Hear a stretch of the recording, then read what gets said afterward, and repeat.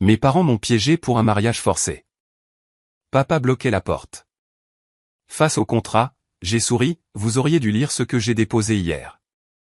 Ma mère a regardé son téléphone et a hurlé. Je m'appelle Chloé Mercier. J'ai 27 ans. Vendredi soir dernier, mes parents m'ont invité à dîner à la maison, puis ont verrouillé la porte, m'ont fait asseoir devant un contrat de mariage avec un homme que je n'avais jamais rencontré et m'ont dit, ça se passe ce soir. Il y avait un officier d'état civil dans un coin du salon. Mon père se tenait debout, bloquant la seule sortie. Ma mère me regardait comme on regarde un problème qu'on a déjà résolu. Calme, certaine, catégorique. Et vous savez quoi? Elle avait raison. Tout avait déjà été décidé, mais pas de la manière qu'elle imaginait. Pas le dîner, mais l'appel téléphonique de tante Sylvie. Je devrais vous dire qui je suis avant tout cela. Ou qui j'étais, vraiment, car j'ai l'impression d'être deux personnes différentes maintenant. Je vis seul dans un appartement de 2 pièces à 20 minutes de Valmont, en région Auvergne-Rhône-Alpes. Je travaille comme assistante administrative dans une clinique vétérinaire. Je paie mon loyer à l'heure. Je ne bois pas, je ne fume pas, je ne rentre pas après 22 heures, sauf si je regarde une série en boucle sur mon canapé avec mon chat. Selon tous les critères qui comptent pour moi, ma vie est calme et agréable. Mais pour ma mère, Isabelle Mercier, calme et agréable sont synonymes d'échec. Elle m'appelle au moins 3 fois par semaine, non pas pour me demander comment je vais, mais pour vérifier. Où étais-je samedi? Avec qui étais-je? Pourquoi je ne fais pas d'efforts pour rencontrer quelqu'un? Et toujours, tu as 27 ans et tu es toujours seule, Chloé. Tu sais ce que les gens disent à ce sujet? J'ai arrêté de répondre la plupart du temps. Ça n'a fait qu'empirer les choses. À la Toussaint dernière, j'ai fait les 45 minutes de route jusqu'à la maison parce qu'elle m'avait fait culpabiliser pendant 3 jours d'affilée. J'ai franchi la porte d'entrée et avant même que je puisse poser la tarte, elle s'est tournée vers la femme de mon oncle et a dit, « Voici Chloé, toujours célibataire, travaillant toujours dans cette petite clinique pour chiens. » Elle a ri en le disant, comme si c'était une blague que tout le monde comprenait. Mon père, Gérard, assis en bout de table, n'a rien dit. Il ne dit jamais rien. Il a juste hoché la tête, ce hochement lent et lourd, comme s'il était d'accord avec chaque mot mais ne prenait pas la peine de les prononcer lui-même. Et son silence a toujours été plus bruyant que la voix de ma mère. J'avais 24 ans la première fois que je l'ai pensé, peut-être qu'aimer ses parents ne signifie pas devoir survivre à tout ce qu'ils vous font subir. Cette année-là, j'ai commencé à tenir un carnet. Je ne savais pas encore pourquoi. Il y a 2 jeudis, j'étais à la clinique en train de réapprovisionner l'armoire à fourniture quand mon téléphone a vibré. Tante Sylvie. Elle n'appelle jamais pendant les heures de travail. Je suis sorti, je me suis appuyé contre le mur de briques près des poubelles et j'ai répondu. Chloé? Sa voix tremblait. Pas de façon théâtrale, mais comme quelqu'un qui essaie très fort de garder son calme. J'ai besoin que tu m'écoutes et que tu ne dises rien tant que je n'ai pas fini. Je n'ai rien dit. Ta mère m'a appelé cet après-midi. Elle était excitée, elle se vantait, vraiment. Elle a dit que demain soir, vendredi, ils organisent un dîner à la maison. Elle a dit qu'ils allaient régler la situation Chloé. Il y a un homme, il s'appelle Guillaume Delacroix. Il a 38 ans.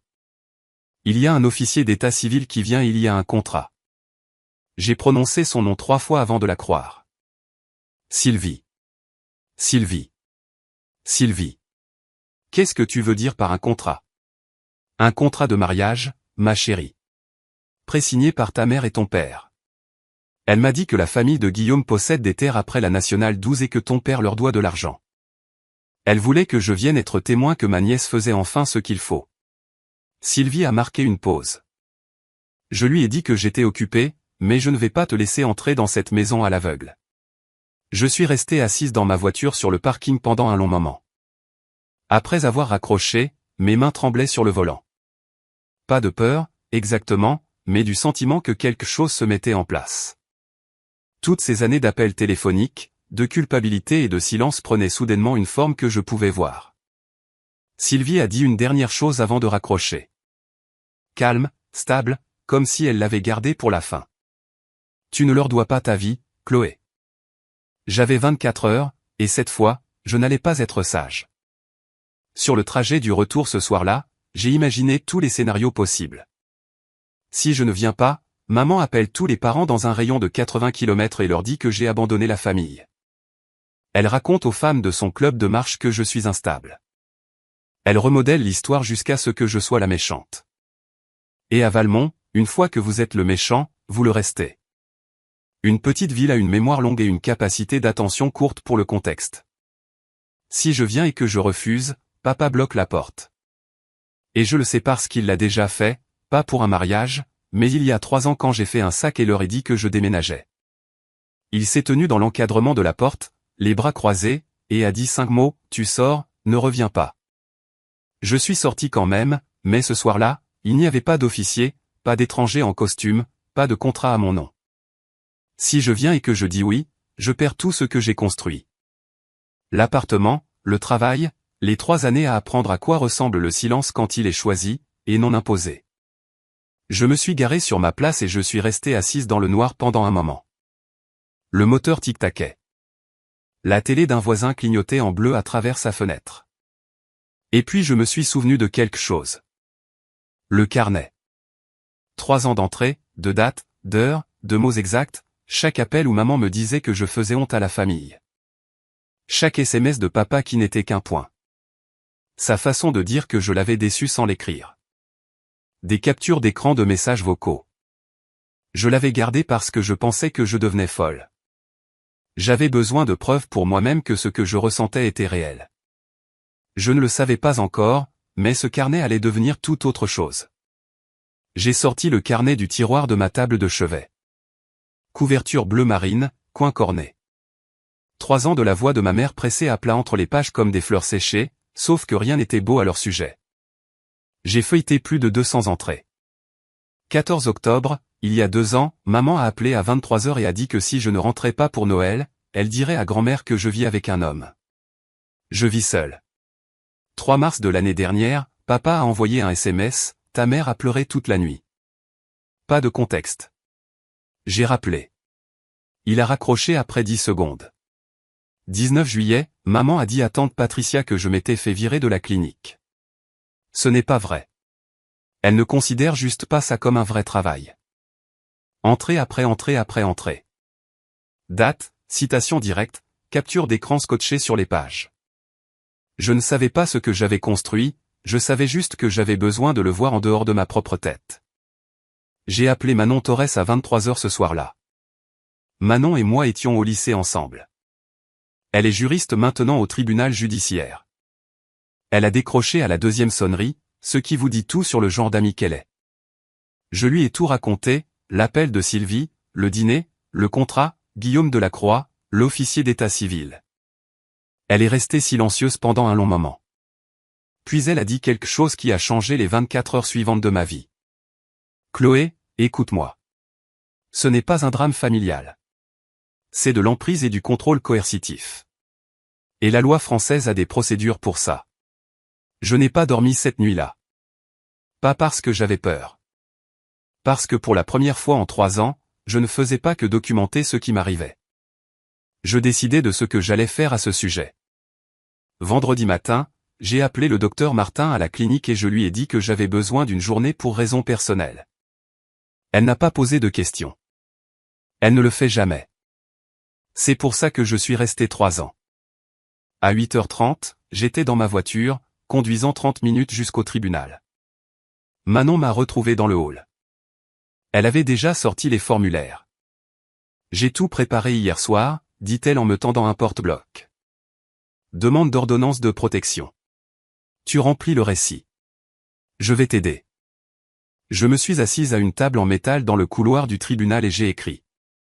Pas tout le carnet, juste le schéma. 3 ans d'appel, l'isolement, la culpabilité, la fois où papa a physiquement bloqué la porte, et ce que Sylvie m'avait dit être prévu pour ce soir. J'ai joint les photocopies de 42 pages du carnet et 14 captures d'écran. À 10h15, un juge aux affaires familiales de permanence a examiné la demande. À 11h, elle l'a signé. Je tenais le papier entre mes mains et j'ai lu les mots 2 fois. Mon nom, les noms de mes parents, 150 mètres, effet immédiat. Ensuite, Manon m'a tendu un 2e formulaire. Une plainte formelle pour violence psychologique et harcèlement. Cela documente le schéma.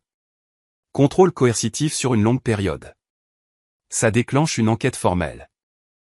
Je l'ai signée. Elle l'a déposée électroniquement pendant que j'étais assise dans la voiture. Puis elle a passé un dernier appel au commissariat. Elle leur a donné l'adresse rue des Chênes, la maison de mes parents, et a expliqué que je serais là ce soir, qu'une ordonnance de protection était en vigueur et que je pourrais avoir besoin d'assistance. À 18h45 ce soir-là, je me suis garé le long du trottoir devant la maison de mes parents. La lumière du Porsche était allumée, la voiture de maman dans l'allée. Un pick-up noir que je ne reconnaissais pas était garé derrière. J'ai activé l'enregistreur vocal de mon téléphone, je l'ai glissé dans mon sac à main et j'ai pris une inspiration. Je n'avais pas peur d'entrer dans cette maison. Pour la première fois de ma vie, je n'avais pas peur du tout. La porte d'entrée était déverrouillée. Ça aurait dû être mon premier indice. Maman ne laisse jamais la porte déverrouillée. Je suis entré et le salon m'a glacé sur place. Une nappe blanche sur la table de la salle à manger. Des fleurs fraîches dans un vase que je n'avais jamais vu auparavant. Mais des bougies, de vraies bougies, allumées le long de la cheminée. La pièce sentait le gardénia et la cire à meubles. L'odeur que maman crée seulement quand elle veut impressionner quelqu'un. Ce n'était pas un dîner de famille. Un homme s'est levé du canapé, grand, veste de sport sombre sur une chemise repassée, rasé de près, environ 38 ans. Il m'a regardé et a fait un simple signe de tête, lent, mesuré, comme si nous nous étions déjà mis d'accord sur quelque chose. Je ne l'avais jamais vu de ma vie. Dans le coin près de la bibliothèque, était assis un deuxième homme, plus âgé, peut-être début de la soixantaine, tenant un dossier en cuir sur ses genoux. Il portait un costume gris qui ne lui allait pas tout à fait. Il m'a souri comme les gens sourient aux mariées nerveuses. Tante Sylvie avait décrit chaque détail. L'homme sur le canapé, l'officier dans le coin, même où il serait assis. Ma mère est apparue de la cuisine, s'essuyant les mains sur un torchon, rayonnante. La voilà. Entre, ma chérie. Tout le monde t'attendait. Elle a dit ça comme si c'était une fête d'anniversaire. Comme si j'étais en retard et que tout le monde avait été si patient. J'ai regardé le canapé, l'officier, la nappe blanche, les bougies et les fleurs. J'ai regardé la chaise vide qu'ils avaient installée pour moi, directement en face de l'homme que je n'avais jamais rencontré, avec un stylo placé soigneusement à côté de l'assiette. Pas de dîner, pas de nourriture du tout, juste une mise en scène. Et puis j'ai entendu le verrou cliquer derrière moi. Je me suis retourné. Papa se tenait devant la porte d'entrée, les bras croisés, le dos contre le cadre. Il n'a pas dit un mot, et il n'en avait pas besoin. Avant que je puisse m'asseoir, maman a fait glisser une pile de papier sur la table vers moi. 6 pages agrafées dans le coin, encre bleue. J'ai baissé les yeux. L'en-tête indiquait contrat de mariage et convention d'union. La page 3 comportait 2 signatures en bas. Gérard T. Mercier, Isabelle Monsieur Mercier, sous une ligne qui disait le consentement parental et endossement. Mon nom était déjà dactylographié dans chaque espace vide. Chloé Marie Mercier, imprimé proprement comme une lettre type. Comme si j'étais une case que quelqu'un avait cochée. Qu'est-ce que c'est? Maman a croisé les mains sur la table. Ton avenir. Qui a signé cette section? Ton père et moi. Parce que tu ne le feras pas toi-même. Je n'ai jamais rencontré cette personne. Tu le rencontres en ce moment même. Assieds-toi. L'homme sur le canapé s'est avancé. Il a tendu la main. Je ne l'ai pas prise. Je suis Guillaume Delacroix, a-t-il dit. Sa voix était plate. Pas nerveuse, pas chaleureuse, transactionnelle, comme s'il concluait l'achat d'un bien immobilier. Je pense que vous trouverez les conditions très raisonnables. J'ai regardé l'officier dans le coin. Il a déplacé le dossier en cuir sur ses genoux. Il regardait partout sauf moi. J'ai reporté mon regard sur le contrat. Quelque chose dans le langage a attiré mon attention. Une clause que j'ai failli survoler, mais je l'ai retenue. Je n'ai pas réagi. Pas encore. La famille de Guillaume a été très patiente, a dit maman en touchant mon bras. Très généreuse. Guillaume a regardé sa montre. Et c'est là que j'ai compris quelque chose que je n'avais pas complètement saisi jusqu'à ce moment. Il n'était pas là parce qu'il voulait une femme. Il était là parce qu'il recouvrait une dette et j'étais le paiement. J'ai regardé le stylo à côté de mon assiette. J'ai regardé la ligne de signature vide avec mon nom tapé en dessous. Je ne l'ai pas ramassé. J'ai posé le contrat. Je me suis levé. Les pieds de la chaise ont grincé sur le sol. Je ne signe pas ça. Le sourire de maman n'a pas bougé. Tu n'as pas fini de le lire. Je n'ai pas besoin de finir de le lire. Je ne suis pas d'accord avec ça. Je me suis tourné vers la porte d'entrée. 2 pas. 3. Papa était déjà là. Même posture qu'il y a 3 ans. Dos à plat contre la porte. Bras croisés sur la poitrine. Menton baissé. Un mur fait de flanelle et de silence. Je me suis arrêté à 50 centimètres de lui. Assez près pour sentir l'huile de moteur qui ne part jamais tout à fait de ses mains. Pousse-toi, papa. Rien. Papa, pousse-toi. Ses yeux ont glissé par-dessus mon épaule vers maman, puis sont revenus vers moi. Il n'a pas décroisé les bras, n'a pas déplacé son poids, il est juste resté là, solide, comme il s'est tenu dans chaque encadrement de porte de chaque décision que j'ai jamais essayé de prendre. Derrière moi, la voix de maman. Tu vois, tu ne vas nulle part ce soir, Chloé. J'ai senti la pièce se resserrer. L'officier a toussé doucement. Guillaume s'est rassis sur le canapé, croisant une jambe sur l'autre comme s'il avait tout le temps du monde. Il y a 3 ans, cette scène exacte m'aurait fait pleurer. Papa dans l'encadrement de la porte, maman narrant mon échec par derrière. Moi coincé au milieu avec nulle part où aller. J'avais pleuré et je l'avais bousculé et j'étais parti. Et je n'étais pas revenu pendant 8 mois. Mais ce soir, il y avait un contrat sur la table, un officier avec un dossier, un étranger qui avait conduit jusqu'ici pour épouser une femme à qui il n'avait jamais parlé. Ce soir était différent. J'ai inspiré, je me suis retourné, je suis retourné à la table et je me suis assise. Pas parce que j'avais abandonné. Les yeux de maman se sont illuminés quand elle m'a vu m'asseoir. Elle pensait qu'elle avait gagné.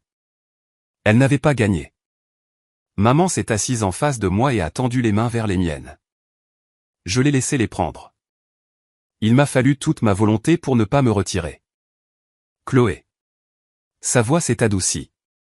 Le même ton qu'elle utilisait quand j'avais 12 ans et que je n'avais pas été prise dans l'équipe de volley. Le même ton qu'elle utilisait quand elle m'a dit qu'il fallait piquer mon chien. La voix de la sympathie. Larme qu'elle a aiguisée pendant 27 ans. Une larme a glissé sur sa joue. Juste au bon moment. J'ai regardé l'officier bouger sur sa chaise. Il avait l'air mal à l'aise. Bien. Il devrait l'être. Guillaume n'a pas regardé les larmes. Il a regardé sa montre à nouveau. Les larmes n'étaient pas pour lui. Elles n'étaient pas vraiment pour moi non plus. Elles étaient pour l'officier. Une performance pour le garder sur son siège. Maman, ai-je dit. Ne me fais pas le coup de la maman. Pas ce soir. Ce soir, tu vas faire ce qu'il faut pour une fois. J'ai regardé le contrat, le stylo, les bougies vacillant sur la cheminée. Puis j'ai regardé ma mère, vraiment regardé, et j'ai reconnu le schéma, les larmes, puis la culpabilité, puis l'ordre. Elle l'avait fait quand je voulais aller à l'université dans une autre région. Quand je voulais déménager, quand je voulais arrêter d'appeler tous les jours. Pleurs, blâme, contrôle. Pleurs, blâme, contrôle.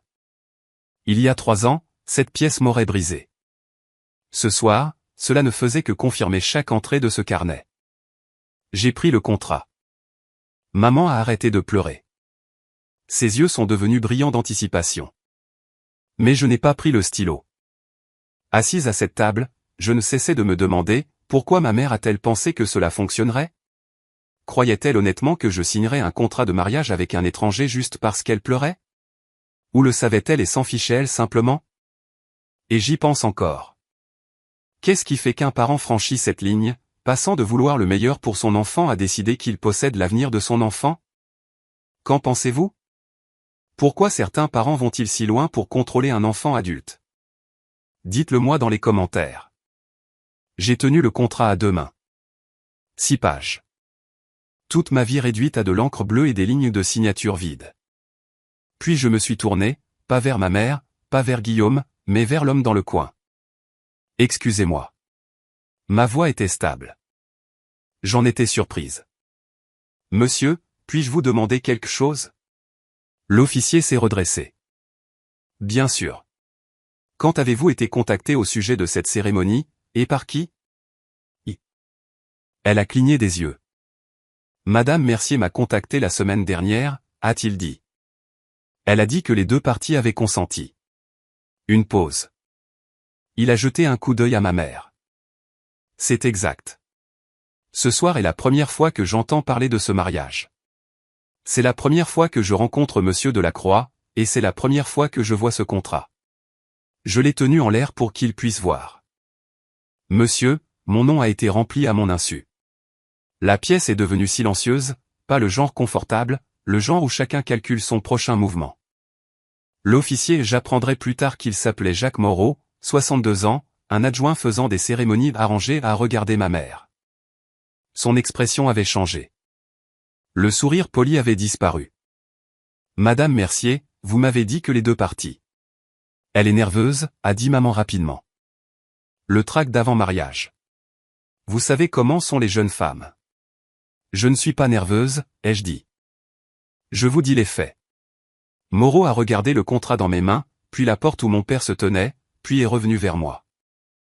Je me suis penché légèrement en avant, juste assez.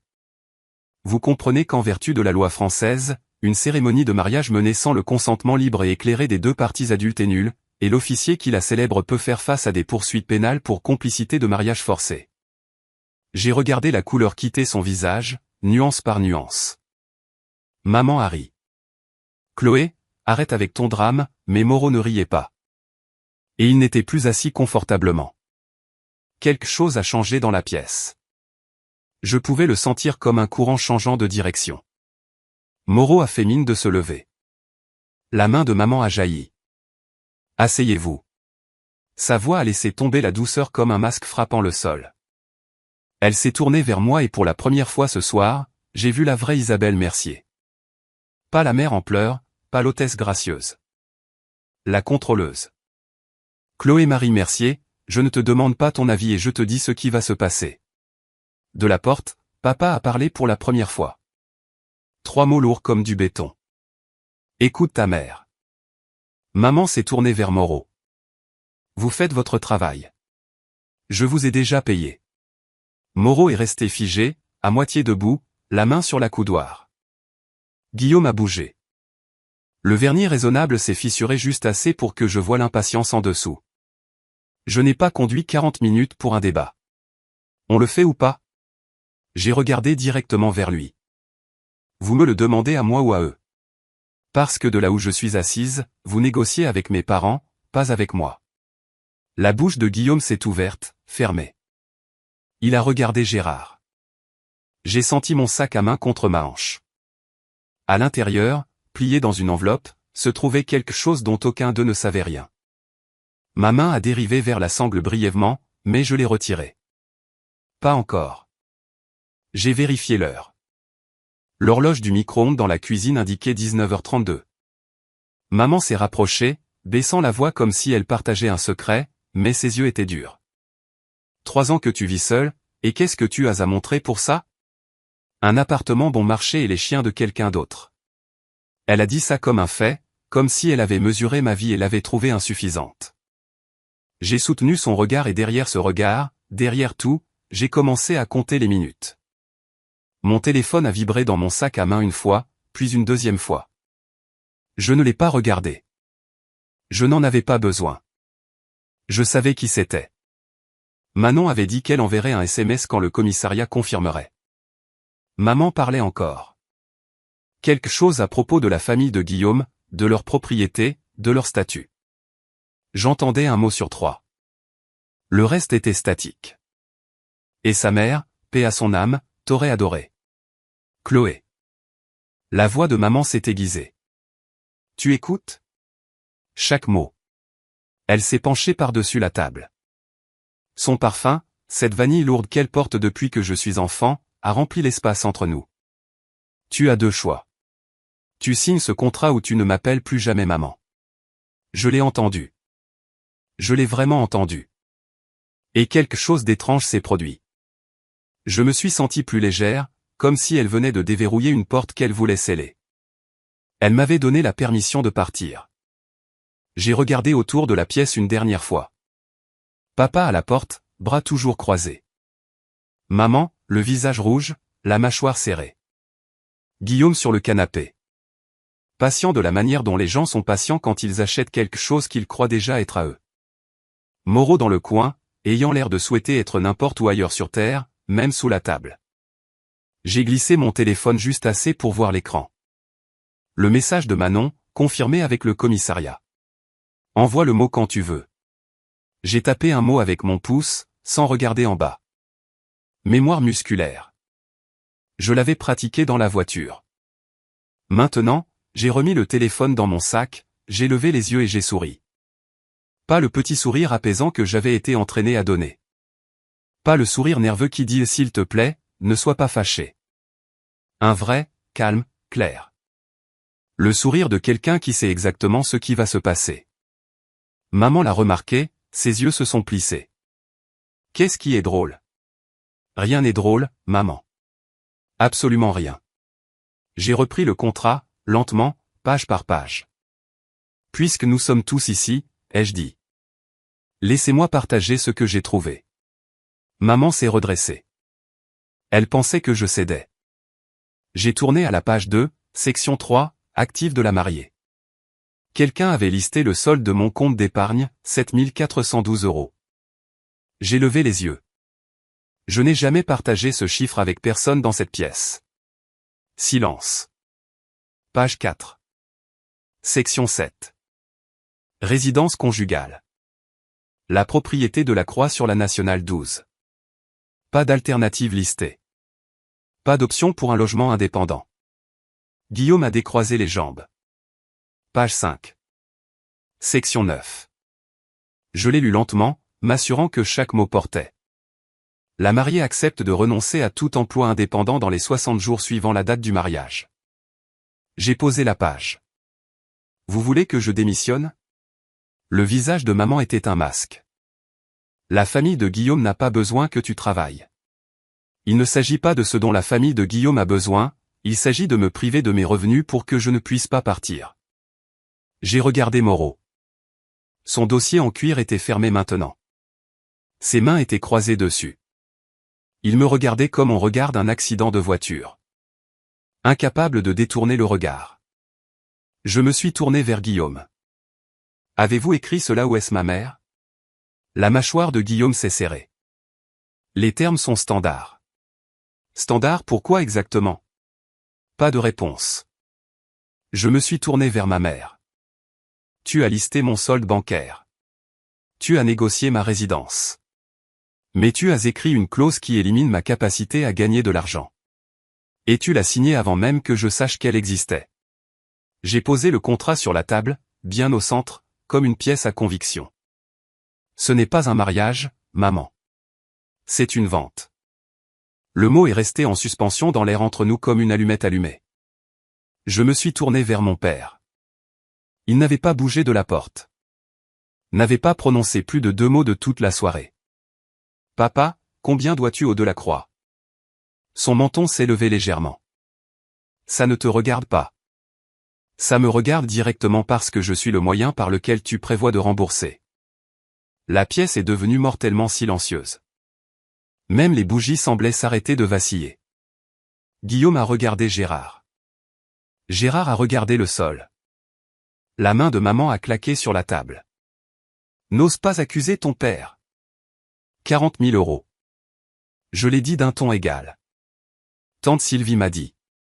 Un prêt foncier qui a mal tourné, dû au printemps dernier. Et au lieu de vendre quelque chose ou de négocier un plan de paiement, vous avez décidé de me vendre. Les bras de Gérard sont tombés le long de son corps. Première fois de la soirée. Le calme de Guillaume s'est finalement brisé. Il s'est levé du canapé. Je ne pense pas que ce soit une caractérisation exacte. Alors corrigez-moi. Il ne l'a pas fait. Moreau s'est levé de sa chaise, les 2 mains agrippant le dossier. Je pense que je dois réévaluer la situation ici. Asseyez-vous. La voix de maman s'est brisée, haute et aiguë, le genre de son qui traverse les murs. Je vous ai payé. Vous allez. Madame. Moreau a levé une main. S'il ne s'agit pas d'une union volontaire, je ne peux pas continuer. Je ne continuerai pas. Il s'est dirigé vers la porte, mais Gérard se tenait toujours là, ne la bloquant plus avec détermination, mais la bloquant par habitude, par sa taille, par la pure inertie d'un homme qui ne sait pas comment s'écarter. Personne ne part pour l'instant, a dit Gérard. Pas fort, presque fatigué. Moreau s'est arrêté, a regardé la porte, a regardé Gérard, m'a regardé, et j'ai vu s'inscrire sur son visage la réalisation que lui aussi était maintenant piégé. Sylvie, a sifflé maman dans sa barbe. Je vais m'occuper d'elle. Moreau a fait un pas de plus vers la porte. Monsieur Mercier, je dois partir. Quand c'est fini, c'est fini. Je ne célèbre pas cette cérémonie. Gérard n'a pas bougé. Il remplissait cet encadrement de porte comme il l'a toujours fait, non pas avec rage, mais avec masse. Un homme qui croit que rester immobile est la même chose qu'avoir raison. J'ai regardé la scène de l'extérieur de moi-même un instant. 4 adultes et un homme bloquant une porte. Dans une maison d'une rue calme un vendredi soir. Si vous passiez en voiture, vous verriez la lumière du Porsche. Peut-être n'entendriez-vous rien. C'est comme ça que ça marche à Valmont. Tout ce qui est laid se passe derrière des rideaux tirés. Maman a pivoté. Sa voix a changé à nouveau. Douce, blessée. La piste de la victime. Chloé, regarde ce que tu fais. Tu nous humilies devant Monsieur Moreau. Devant Guillaume. Est-ce que c'est qui tu es? J'ai failli rire. Elle s'inquiétait de l'embarras au milieu d'un guet-apens. Une voiture s'est garée dans l'allée d'à côté. Les phares ont balayé les rideaux du salon. La tête de maman a claqué vers la fenêtre. Ferme les stores, Gérard. Il a traversé la pièce et a tiré le cordon. Les stores se sont fermés avec fracas. Puis il est retourné à la porte. J'ai vérifié l'horloge du micro-ondes à nouveau. 19h48. Papa, ai-je dit, tu empêches physiquement 4 personnes de quitter cette maison. Tu sais comment ça s'appelle? Il n'a pas répondu. Ça s'appelle de la séquestration. En France, c'est un délit grave, voire un crime selon la durée. Les mains de papa pendant le long de ses flancs se sont maintenant fermées en poing. Pas pour frapper qui que ce soit. Je connais mon père. C'était la seule façon qu'il connaissait pour se contenir. Quelque part dehors, très faible, j'ai cru entendre une sirène, mais je n'étais pas encore sûr. J'ai posé le contrat sur la table, je l'ai centré proprement entre les fleurs et le couvert non allumé. Puis je me suis levé lentement. La chaise a fait à peine un bruit, et j'ai regardé ma mère. J'ai regardé mon père. J'ai regardé Guillaume Delacroix, qui avait conduit 40 minutes pour acheter une femme avec la dette de quelqu'un d'autre. Et j'ai souri. Pas un sourire narquois. Le genre de sourire qui vient quand chaque pièce se met enfin en place et que vous voyez tout l'échiquier. Maman, papa. M. Ma voix était si stable qu'elle ne semblait pas être la mienne. Vous auriez vraiment dû lire ce que j'ai déposé hier. 3 secondes de silence. Les 3 secondes les plus longues que ce salon ait jamais contenues. Qu'est-ce que tu as déposé? La voix de maman était mince. J'ai ouvert mon sac, sorti 2 enveloppes, couleur crème, impeccables. J'ai placé la première sur la table. Ceci est une ordonnance de protection d'urgence signée ce matin par un juge au tribunal. Elle vous interdit à tous les deux de me contacter ou de vous approcher à moins de 150 mètres de moi. Avec effet immédiat. J'ai placé la deuxième enveloppe à côté. Et ceci est une plainte formelle déposée auprès du procureur documentant un schéma de plusieurs années de violence psychologique, d'emprise et d'isolement. Je les ai posés juste à côté du contrat de mariage. 3 documents sur une nappe blanche. 2 des leurs, 2 des miens. La pièce ne respirait plus. Puis le téléphone de maman a vibré sur le comptoir de la cuisine. Une notification. Puis le téléphone de papa dans sa poche arrière a vibré contre le cadre de la porte. Et de dehors, non plus faible, non plus peut-être, est venu le son d'une sirène.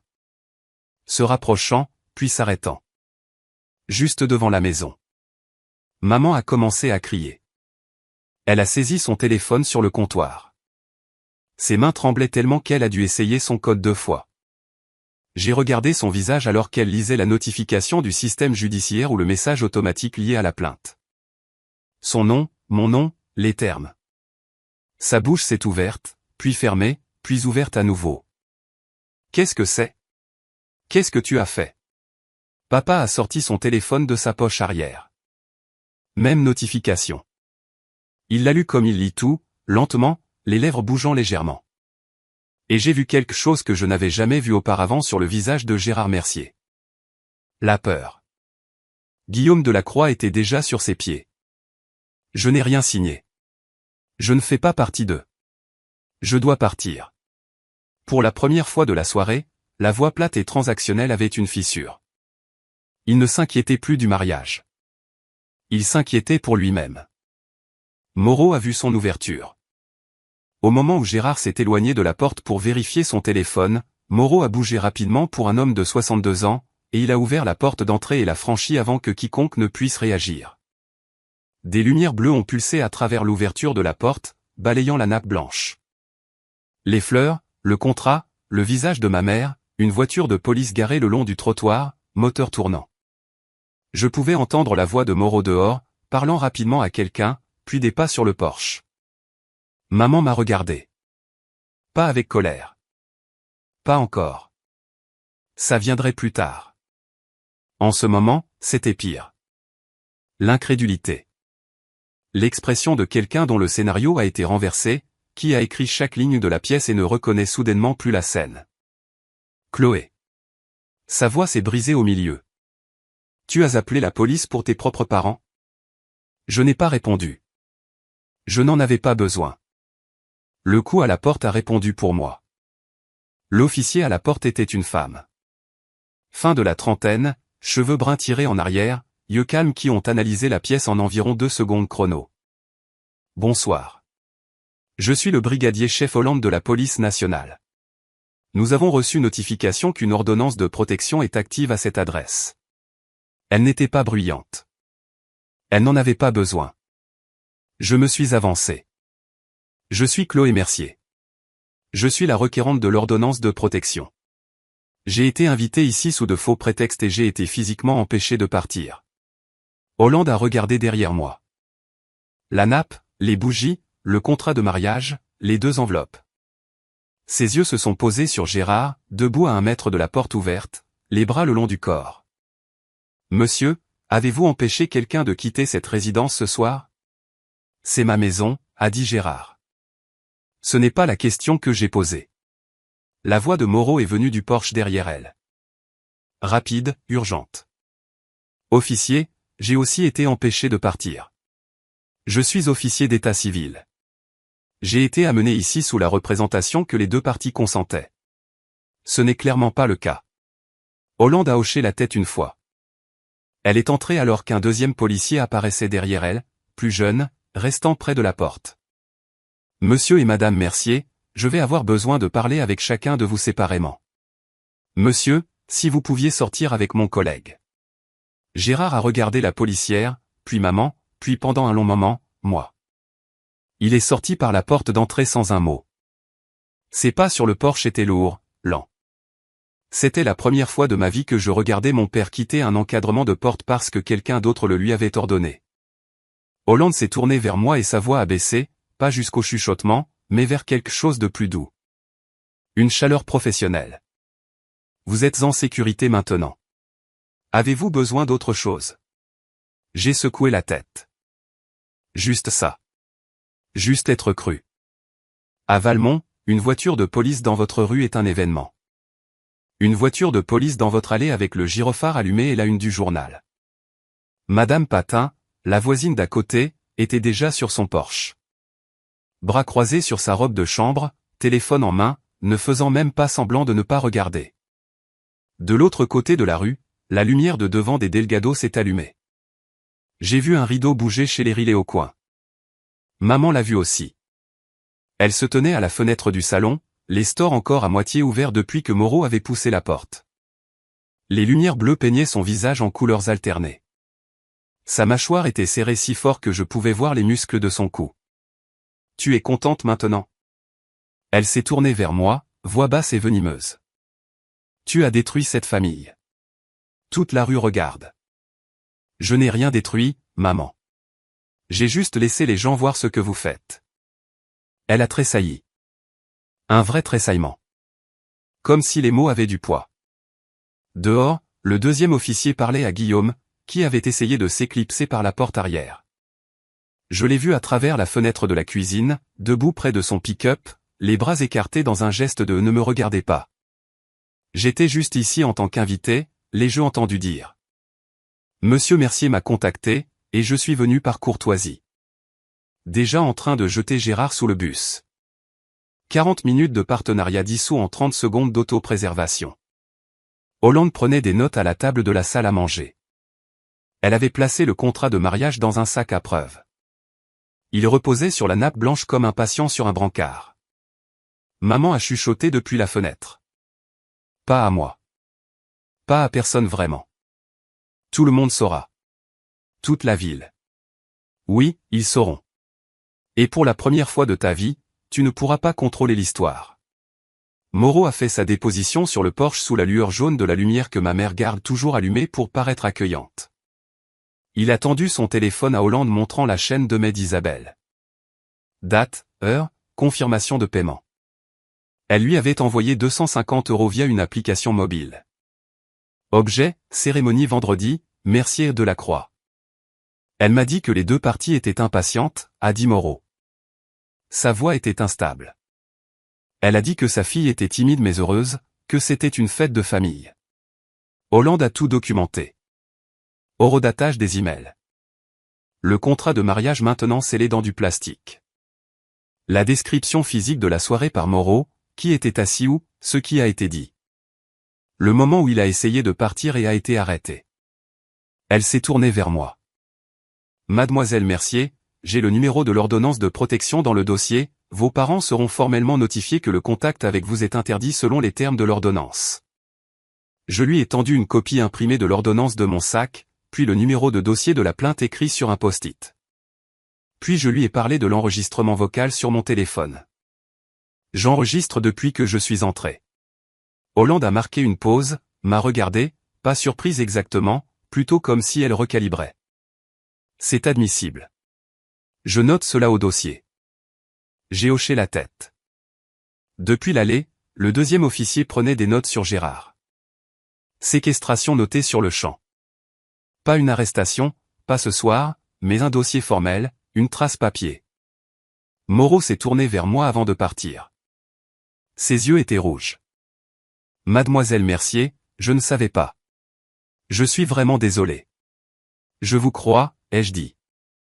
Il a marché jusqu'à sa voiture, a démarré le moteur, et parti lentement, comme s'il essayait de ne pas faire plus de bruit dans une nuit qui avait déjà été trop bruyante. Et je suis resté sur le porche et j'ai regardé ses feux arrière disparaître. Hollande a dit à Gérard qu'il serait cité pour séquestration, un délit. Pas de prison, pas ce soir, mais un casier, un document formel avec son nom et la date et une description de ce qu'il a fait. J'ai regardé mon père entendre ces mots. Il n'a pas discuté, n'a pas élevé la voix. Il est juste resté là sur la pelouse devant le noyer qu'il a planté l'année de ma naissance et quelque chose dans sa posture a changé. Les larges épaules qui avaient rempli chaque porte de mon enfance semblaient se rétrécir. Les bras qui avaient été croisés comme une armure toute la nuit pendaient, lâches, sans but. Il m'a regardé à travers la porte d'entrée ouverte, pas en colère, pas suppliant, quelque chose que je n'avais jamais vu de lui auparavant, confus, comme s'il regardait quelqu'un qu'il ne reconnaissait pas. J'ai soutenu son regard. Je n'ai pas détourné les yeux, ne lui ai pas donné le petit hochement de tête d'excuse qu'il avait été entraîné à attendre de moi pendant 27 ans. Puis je me suis retourné vers l'intérieur. Maman était assise à la table de la salle à manger sur la chaise qui m'avait été assignée pour la cérémonie. Les bougies s'étaient consumées, la cire avait coulé sur la nappe. Elle fixait les deux enveloppes que j'avais placées là, l'ordonnance de protection, la plainte, comme si elles étaient quelque chose de vivant. Ce n'est pas fini, Chloé. Je prendrai un avocat. Je vais. Le brigadier Hollande est rentré. Madame, je vous recommande vivement de prendre un avocat. Maman a regardé Hollande, puis moi, puis la chaise vide où Guillaume avait été assis. Les services sociaux et le procureur vous contacteront sous 5 jours ouvrables, a ajouté Hollande en écrivant quelque chose sur son carnet. L'enquête est déjà ouverte. Maman a ouvert la bouche, l'a fermée. Pour la première fois de ma vie, Isabelle Mercier n'avait pas de réplique préparée. Le silence était le son le plus fort que j'ai jamais entendu dans cette maison. Guillaume Delacroix a été relâché après avoir fait sa déposition. Hollande lui a dit la même chose qu'elle avait dite à mes parents. Il pourrait recevoir une convocation si l'enquête se poursuivait. Il n'a pas répondu, n'a regardé personne, est juste monté dans son pick-up noir, a démarré le moteur, a passé la marche arrière et a reculé dans l'allée avec la précision d'un homme qui voulait effacer chaque seconde passée rue des Chênes. Je suis resté sur le porche et j'ai regardé les feux arrière rétrécir sur la route jusqu'à ce qu'ils disparaissent après le virage du vieux silo à grains. Mais cet homme a conduit 40 minutes jusqu'à cette maison, s'est assis sur ce canapé pendant plus d'une heure, m'a regardé dans les yeux et a dit « Je pense que vous trouverez les conditions très raisonnables ». Il savait que je ne l'avais jamais vu auparavant. Il savait que je n'avais pas consenti, et il est resté quand même. Ce soir, il rentre chez lui avec rien. Pas la femme qu'il s'était arrangée pour collecter, pas les 40 000 € de levier sur mon père, pas même sa dignité, parce qu'il avait jeté Gérard sous le bus au moment où les lumières bleues ont frappé l'allée. Moreau était déjà parti. Maintenant Guillaume. Les seules personnes restantes étaient mes parents, 2 policiers et moi. Hollande s'est approché. Mademoiselle Mercier, vous êtes libre de partir quand vous êtes prête. L'ordonnance est en vigueur. Si l'un ou l'autre parent vous contacte ou s'approche à moins de 150 mètres, appelez le 17 immédiatement. Je l'ai remercié, je lui ai serré la main. L'un des officiers, le plus jeune, a murmuré quelque chose à son collègue alors qu'il se dirigeait vers la voiture de patrouille. Je l'ai attrapé de justesse. Première fois que je vois quelque chose comme ça à Valmont. J'ai pris mon sac à main sur la table de la salle à manger, je suis passé devant la nappe blanche, les bougies fondues, les chaises vides. 40 000 €. C'était le chiffre que mes parents avaient mis sur ma vie. Je suis sorti par la porte d'entrée selon mes propres termes. Le trajet de retour a été 45 minutes de silence. Je n'ai pas allumé la radio. Je n'ai pas appelé Manon. Je n'ai pas appelé Sylvie. J'ai juste conduit. Les 2 mains sur le volant. Les phares coupant l'obscurité de la départementale 9 là où les lampadaires s'arrêtent et où il n'y a que vous et les pins. Mes mains tremblaient. Elles n'avaient pas tremblé de toute la soirée. Pas quand papa a bloqué la porte. Pas quand maman a pleuré. Pas quand j'ai sorti les enveloppes. Mais maintenant, seul dans la voiture sans personne pour qui jouer le calme, mon corps a rattrapé le coup. J'ai pensé à ma mère. Pas la femme qui m'avait tendu un piège ce soir. L'autre, celle qui me tressait les cheveux si serrés que ça tenait 3 jours. Qui faisait des gratins de pâte maison quand j'avais la grippe. Qui gardait chacun de mes bulletins scolaires dans une boîte à chaussures sur l'étagère supérieure de son placard. Puis j'ai pensé à cette même femme. Signant un contrat avec mon nom dessus, listant le solde de mon compte bancaire, engageant un officier, choisissant un étranger, bloquant la porte. Ces 2 femmes sont ma mère. C'est la partie que personne ne vous dit. Les gens qui vous blessent le plus ne sont pas des étrangers. Ce sont ceux qui savent exactement où vous êtes tendre parce qu'ils vous ont fait ainsi. Je me suis garé sur ma place à 21h20.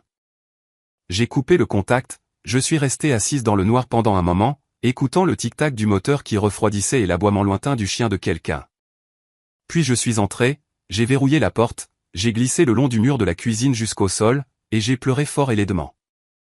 De la façon dont on ne peut pleurer que quand personne ne regarde et qu'on n'a plus besoin d'être fort. Manon a appelé à 23h. Tu vas bien? Je ne sais pas, mais je suis en sécurité. Je me suis endormi sur le sol de la cuisine cette nuit-là et quand je me suis réveillé samedi matin, mon téléphone affichait 23 appels manqués. Je me suis assise sur le sol de la cuisine avec mon téléphone et j'ai fait défiler 11 appels de maman. Je pouvais tracer son arc émotionnel juste à partir des horodatage à 3 minutes d'intervalle au début. Énergie de colère, puis des écarts plus longs, puis un groupe vers 2h du matin quand la phase de pleurs a dû commencer. 4 de papa. Pas de messages vocaux. Du Gérard classique. Appeler. Attendre. Raccrocher. Répéter. Le silence livré par tranche. 3 de parents à qui je parle à peine. À la pêche aux détails. 2 de tante Sylvie.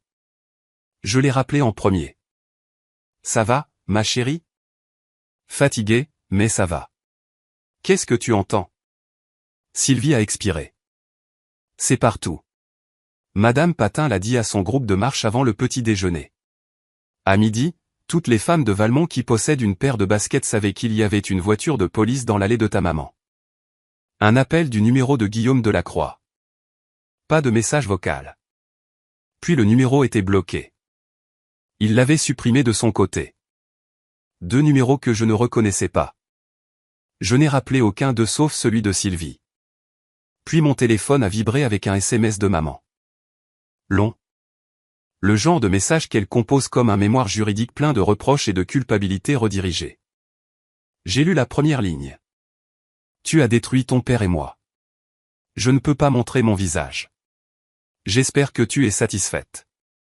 J'ai fait une capture d'écran, je l'ai ajouté au dossier de preuves sur mon téléphone, je l'ai classé comme Manon me l'avait appris. Date, heure, résumé du contenu. C'était automatique maintenant. 3 ans de pratique. Sylvie m'a dit une dernière chose avant de raccrocher. Ta mère a appelé ta tante Patricia ce matin. Elle lui a dit que tu avais été psychologiquement influencé. C'est l'histoire qu'elle adopte. Je n'étais pas surprise. Isabelle Mercier ne perd pas. Elle réécrit. Mais cette fois, il y avait trop de témoins. Un rapport de police, une ordonnance du tribunal, un aveu enregistré sur mon téléphone. L'histoire était déjà écrite et elle ne tenait pas le stylo. Mais l'appel des services judiciaires est arrivé le mercredi suivant. Une assistante sociale nommée Sandra Durand, professionnelle, chaleureuse, minutieuse. Elle m'a dit qu'ils avaient ouvert une enquête formelle basée sur ma plainte et les documents à l'appui. Mademoiselle Mercier, votre dossier est l'un des plus détaillés que nous ayons reçus. La chronologie, les captures d'écran, les déclarations de témoins corroborantes, tout aide. Elle a demandé si je pouvais fournir le carnet original. Je lui ai dit que j'avais déjà soumis 42 pages photocopiées avec la demande d'ordonnance, mais que je pouvais apporter l'original à son bureau. Ce serait idéal. Elle a expliqué le processus.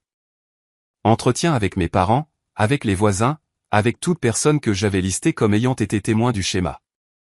Gérard et Isabelle seraient contactés par courrier sous 5 jours ouvrables.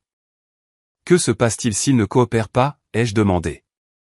Le manque de coopération est noté dans le dossier, mais cela n'arrête pas l'enquête. Manon m'a envoyé une mise à jour le même jour. La citation de Gérard pour séquestration avait été traitée. Un délit formellement enregistré. Pas de peine de prison, mais c'était maintenant dans son casier judiciaire, visible dans toute vérification d'antécédents futurs, toute procédure légale future impliquant la famille. Moreau, l'officier, avait volontairement soumis une déclaration écrite spontanée. Il a tout détaillé. L'email d'Isabelle, le paiement. Le moment où il a réalisé que je n'avais pas consenti, le moment où Gérard a bloqué la porte. Il coopère pleinement, a dit Manon.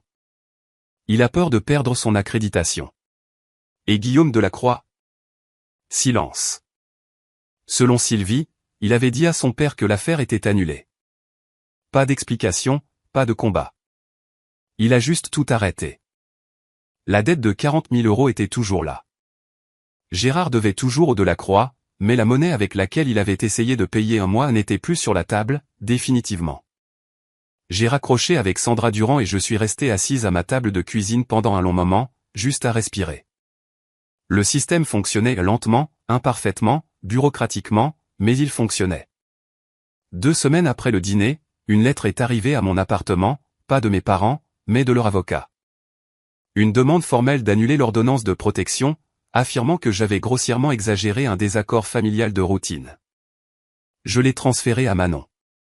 Elle l'a lu au téléphone sur le ton qu'elle réserve aux choses qui sont à la fois juridiquement faibles et personnellement insultantes. C'est du harcèlement, Chloé, et ça vient juste d'ajouter une autre pièce à ton dossier. 3 jours plus tard, maman a appelé la clinique vétérinaire, a demandé à parler à ma responsable. Le docteur Martin m'en a parlé pendant ma pause déjeuner, son visage prudent et bienveillant. Ta mère a appelé ce matin et elle a dit, et je cite, « Ma fille est émotionnellement instable et on ne devrait pas lui confier de responsabilité. » Mon estomac s'est noué. Le docteur Martin a posé sa main sur mon bras. Je lui ai dit que tu es l'une des personnes les plus fiables de mon équipe, et je lui ai dit que si elle appelle à nouveau, je documenterai cela comme du harcèlement au travail. Je l'ai remerciée. Je ne pense pas qu'elle savait à quel point cela comptait. Isabelle était à court de levier à tirer.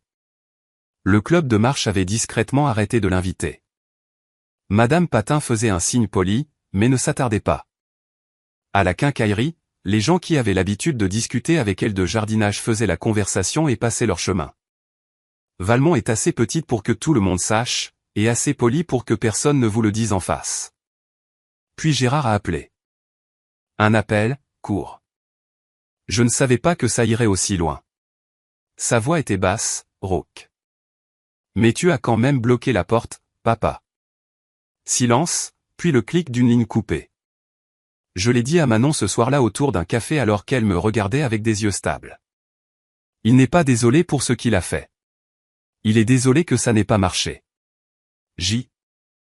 Voulait discuter. Je ne pouvais pas. Je me suis demandé 100 fois depuis cette nuit-là, ai-je fait la bonne chose? Appeler la police chez mes parents, porter plainte contre ma propre famille. Il y a des moments, tard le soir habituellement, où je me demande si j'ai été trop dur, si j'aurais dû juste sortir et ne jamais regarder en arrière au lieu d'impliquer la loi. Mais ensuite je me souviens du verrou cliquant, du contrat avec mon nom dessus, du dos de papa contre la porte. Si vous étiez à ma place, auriez-vous appelé? Dites-le moi dans les commentaires. J'ai renouvelé l'ordonnance de protection pour 6 mois. Puis je me suis assise à ma table de cuisine un dimanche matin, j'ai ouvert mon ordinateur portable et j'ai écrit un email à tous les deux. Court, clair, pas de colère, pas d'accusation, pas de drame, juste la vérité. Maman, papa, je vous aime.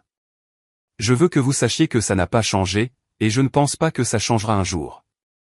Mais je ne serai pas en contact avec l'un ou l'autre de vous tant que 3 choses ne se seront pas produites.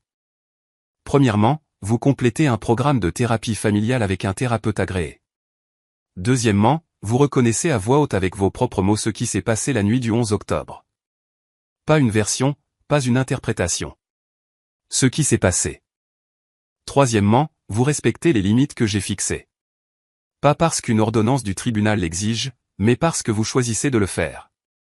Ce n'est pas une punition. C'est ce dont j'ai besoin pour me sentir en sécurité. J'espère que vous ferez le travail. Mais je comprendrai si vous ne le faites pas, je l'ai lu 2 fois. J'ai cliqué sur envoyer. Maman a répondu dans les 4 heures. Un email de 4 pages simples interlignes. Elle blâmait tante Sylvie de m'avoir empoisonné. Elle blâmait la culture moderne de rendre les filles irrespectueuses. Elle blâmait mon travail, mon appartement, mon indépendance. Elle blâmait tout et tout le monde sauf la femme qui avait signé un contrat de mariage au nom de sa fille adulte. Elle n'a jamais utilisé les mots « je suis désolé ». Papa n'a pas répondu du tout. J'ai lu l'email de maman à moitié. Puis je l'ai archivé. Je ne l'ai pas supprimé. J'en aurais peut-être besoin un jour, mais je ne l'ai pas fini non plus. Il n'y avait rien dans ces 4 pages que je n'ai pas entendu 1000 fois auparavant. Une limite n'est pas un mur. C'est une porte avec une serrure, et la clé est entre leurs mains. Ils doivent juste vouloir la ramasser. Jusqu'à présent, ils ne l'ont pas fait. Tante Sylvie et moi avons une nouvelle tradition maintenant. Chaque dimanche matin, nous nous retrouvons dans un café à mi-chemin entre nos 2 villes, un endroit appelé chez Ruby avec des banquettes en vinyle craquelé, un café trop fort et des crêpes énormes. Elle arrive toujours la première. Elle commande toujours mon café avant que je m'assoie. Noir, un sucre. La façon dont elle m'a appris à le boire quand j'avais 16 ans et qu'elle a dit, si tu dois être une femme dans cette famille, tu ferais mieux d'apprendre à aimer les choses un peu amères. Dimanche dernier, elle m'a parlé de son propre mariage. Celui qu'Isabelle appelle toujours l'échec. Elle m'a raconté comment son ex-mari ouvrait son courrier, vérifiait son kilométrage, chronométrait ses courses. Elle m'a raconté comment elle est restée 15 ans parce que sa sœur aînée, ma mère, n'arrêtait pas de lui dire que c'était normal. Je suis parti quand j'avais 43 ans, a dit Sylvie en remuant son café. 15 ans trop tard. J'ai reconnu ce que ta mère te faisait parce que j'ai vécu à l'intérieur d'une version de ça. J'ai tendu la main par-dessus la table et j'ai tenu la sienne. Tu es la première personne dans cette famille qui m'a dit que j'avais le droit de dire non. Elle a serré ma main en retour. Ça m'a pris 15 ans pour apprendre ce mot pour moi-même.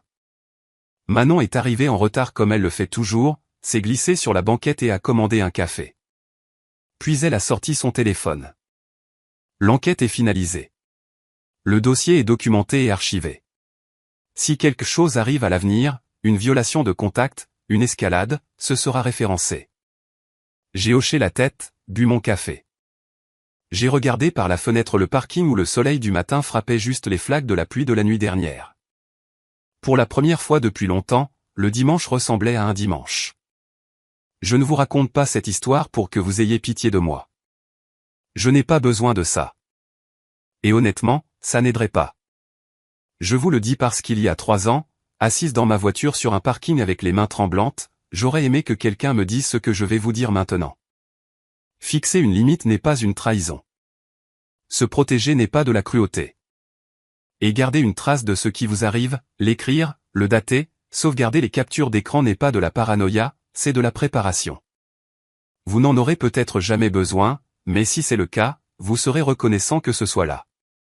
Mes parents ne sont pas des monstres. J'ai besoin que vous entendiez ça. Ce sont des gens qui ont grandi à l'intérieur d'un système qui leur a appris que les enfants sont une propriété, que l'obéissance égale l'amour, et que le contrôle égale la sécurité. Je comprends d'où ça vient, mais je peux garder cette compréhension et dire quand même que c'était mal. Les deux choses sont vraies en même temps. Je les aime. Je les aime de ce côté de la limite où je peux respirer, où je peux choisir, où personne ne signe mon nom sans ma permission. Le carnet est toujours dans le tiroir de ma table de chevet. Je ne l'ouvre plus, mais je sais qu'il est là, et il me rappelle chaque jour, je n'étais pas folle. Je n'ai jamais été folle. Je m'appelle Chloé Mercier. J'ai 27 ans. Et un vendredi soir d'octobre, pour la première fois de ma vie, je suis sorti de la maison de mes parents. Pas parce qu'on m'a dit de partir, mais parce que j'ai choisi de partir. C'est la différence. C'est tout.